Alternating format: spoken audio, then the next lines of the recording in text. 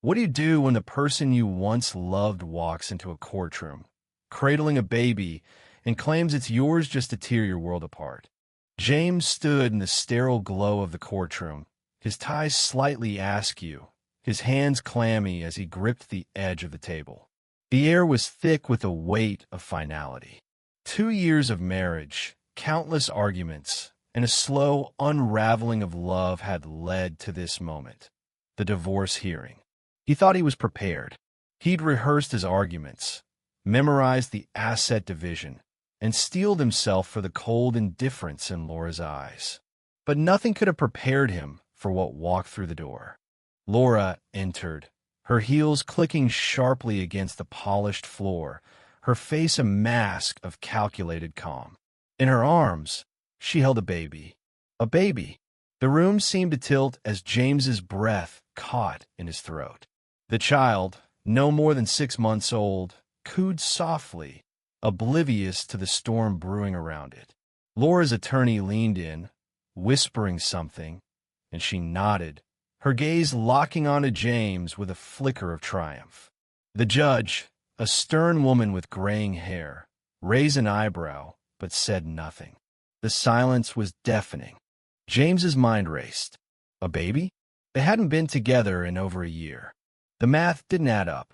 His lawyer, a wiry man named Tom, shot him a glance, his eyes wide with the same question James was grappling with. What the hell is she doing? Laura's attorney stood, clearing his throat, and began to speak. Your Honor, my client has new evidence that significantly impacts this case. The child in her arms is the product of her marriage to Mr. James Carter, and we believe this entitles her to additional support and assets. The words hit James like a punch to the gut. His knees buckled, but he caught himself on the table. The room buzzed with whispers from the sparse audience court clerks, a few curious onlookers, and a woman in the back row he didn't recognize, her face half hidden by a scarf. James's heart pounded. This wasn't just about money or the house anymore. This was a lie, a calculated move to paint him as a deadbeat father, to sway the judge in her favor. But why? Laura knew the truth. She had to. Your Honor, Tom interjected, his voice steady despite the chaos. This is the first we're hearing of any child. We request a recess to verify this claim. The judge nodded, granting a brief pause, and James stumbled into the hallway, his mind a whirlwind. Laura followed, the baby still in her arms, her expression unreadable. Why are you doing this? James hissed, keeping his voice low. You know that baby isn't mine. Laura's lips curled into a faint smile, but her eyes were cold. You left me, James. You don't get to walk away and keep everything. This, she gestured to the child, who gurgled softly, is my insurance. The judge will eat it up. James felt a chill.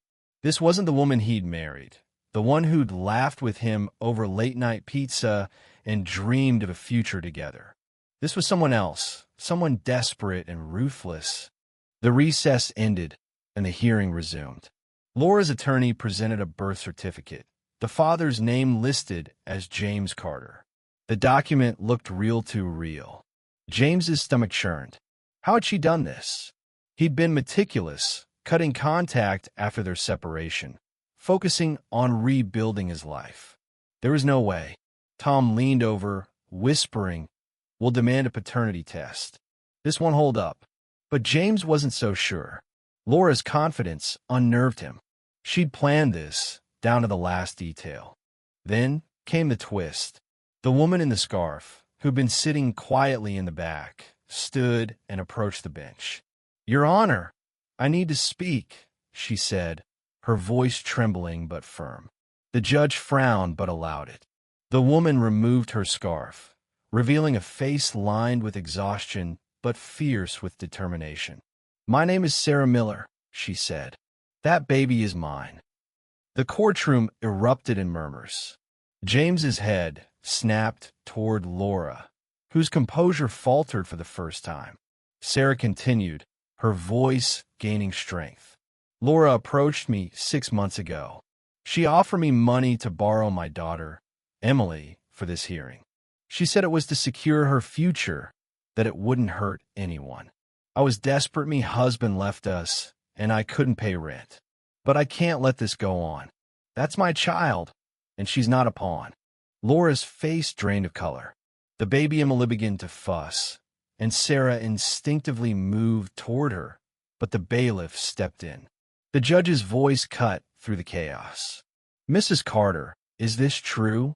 Laura opened her mouth, then closed it, her eyes darting to her attorney, who looked as stunned as James felt. The room waited breathless. James's mind reeled. Sarah's words painted a picture of desperation, not just Laura's but her own. He saw the parallels to women, both abandoned, both fighting for survival in their own ways. But Laura's choice to use a child, to manipulate a vulnerable mother, was a line James could never have imagined her crossing. He felt a pang of pity, but it was drowned out by anger. This wasn't just about him anymore. It was about Emily, about Sarah, about the truth. The judge ordered an immediate paternity test and a full investigation into the birth certificate's authenticity. Laura's attorney scrambled to salvage the situation, but the damage was done. Sarah's testimony had shifted the narrative, exposing Laura's scheme.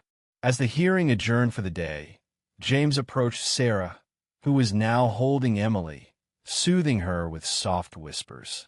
"Thank you," he said, his voice thick with emotion. "I don't know how to repay you for this." Sarah looked up, her eyes tired but kind. "Just make sure she's safe," she said, nodding toward Emily. "That's all that matters." James nodded, a lump in his throat. He'd come to the hearing expecting a battle over money and property, but he was leaving with something else, a renewed sense of what it meant to fight for what was right. In the weeks that followed, the paternity test confirmed what James already knew: he wasn't Emily's father. The birth certificate was revealed to be a forgery, and Laura faced legal consequences for her actions. The divorce was finalized, with James retaining most of what he'd fought for, but the victory fell hollow. He couldn't stop thinking about Sarah and Emily, about the courage it took for Sarah to stand up, to risk everything for her daughter. James began volunteering at a local shelter, helping single mothers like Sarah navigate their struggles. He saw Laura's desperation in their stories, but he also saw their strength, their refusal to let despair win. One day, he ran into Sarah at the shelter, Emily in a stroller, giggling as she played with a toy. "You're doing good here," Sarah said, a small smile breaking through her weariness. James shrugged, but inside he felt something shift. He wasn't just rebuilding his life anymore, he was building something bigger, something that mattered. The courtroom had been a battleground, but it was also a turning point. Laura's betrayal had nearly broken him, but Sarah's bravery had shown him a different path. Life wasn't about winning everything. It was about standing up for what was right, even when it hurt. As James watched Emily laugh, he realized that sometimes the smallest moments: a child's smile, a stranger's courage, could redefine everything.